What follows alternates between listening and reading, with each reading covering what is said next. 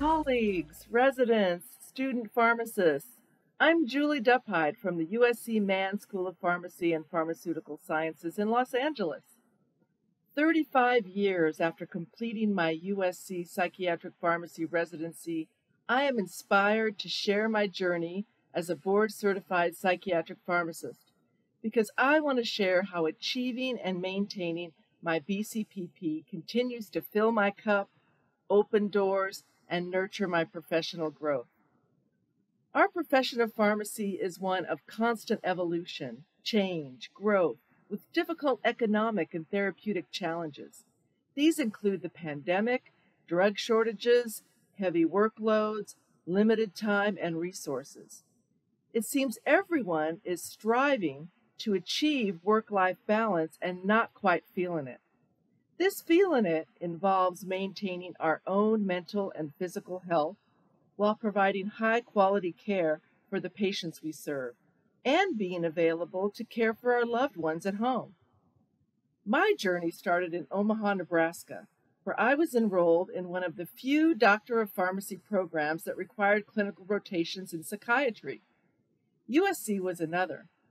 My rotation at the VA in Omaha opened my eyes to the welcoming world of mental health care, where interdisciplinary teams sat in a circle and shared expertise on the best treatment options for severe mental illness. As a student, I was asked to research the newest antidepressant, trazodone, and I was asked to present my findings to the team the next day.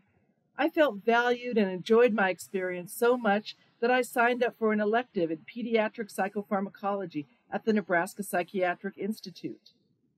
I'll never forget seeing an autistic child for the first time, hands flapping and compulsively walking in circles around the room, tapping each chair in a ritualistic manner. Further burned in my memory was seeing this child experience a dystonic reaction, lockjaw after receiving a dose of haloperidol given to address aggression. Didn't the prescriber know that youth are more sensitive to dystonic reactions and administering diphenhydramine could have prevented that dystonia? I wanted to advocate for better treatments. I applied to 4 of the 10 psychiatric residency programs available in 1988 and interviewed at 3 of them. During my interview at Tennessee, I met Barbara Wells and saw pharmacist-run clinics, including decanoate adherence clinics.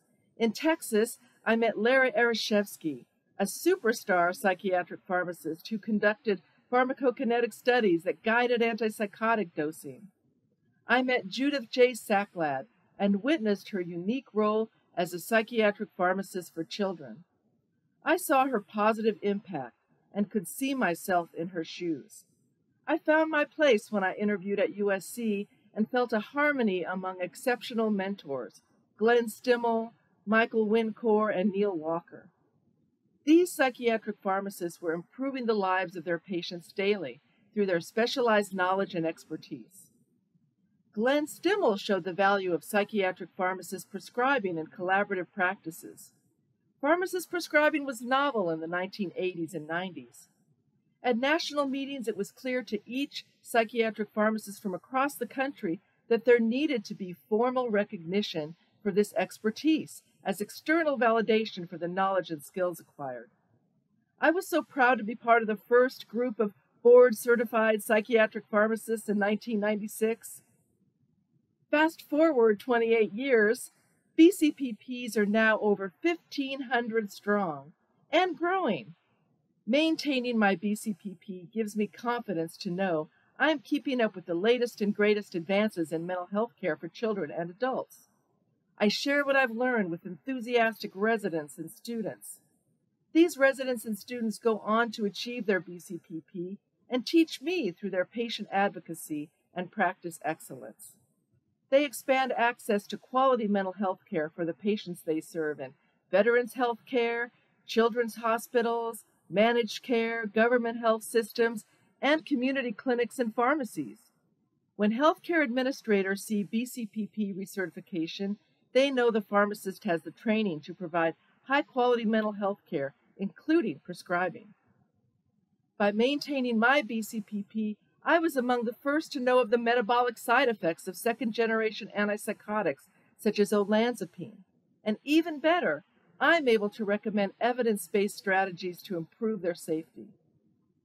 I've been able to collaborate with other BCPPs, such as Steve Stoner from UMKC, to educate our workforce on the safety of antidepressants in youth.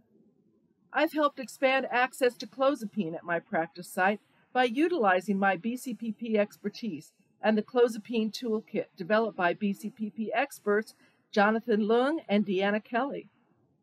In closing, I encourage you to pursue or maintain board certification because it provides external recognition for expertise and the internal confidence knowing there is a plan in place to keep up on the latest advances. Self-care is a necessary part of work-life balance. Because I have dedicated myself to education through recertification, I feel comfortable taking time off. I love adventure travel. This past year, to refresh and recharge, I hiked Machu Picchu and visited the Galapagos. We all need to find our path to feeling that work-life balance. My foundation for achieving work-life balance is keeping up with my credentials as a BCPP.